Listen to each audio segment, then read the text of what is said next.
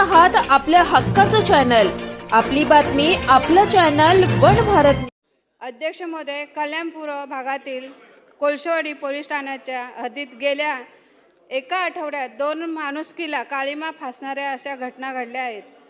21 जूनला कचरा वेचून उदरनिर्वाह करणाऱ्या एका 15 वर्षीय गरीब अल्पवयीन मुलीवर 2 नराधमांनी अत्याचार केला आणि दुसरी घटना ही काल 24 जूनला एका भागात घडली। ही 7 वर्षांची चिमुरडी शेजारी राहणाऱ्या 50 वर्षीय नराधमाने तिच्यावर अत्याचार केला आणि भागातील महिला आणि अल्पवयीन मुलींमध्ये प्रचंड भीतीचे वातावरण, त्यांच्या सुरक्षेचा प्रश्न निर्माण झाला आहे।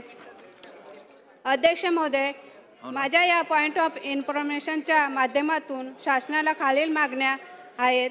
या दोन्ही पीडित मुलींना शासनाकडून तातडीने जास्तीत जास्त आर्थिक व वैद्यकीय मदत मिळावी।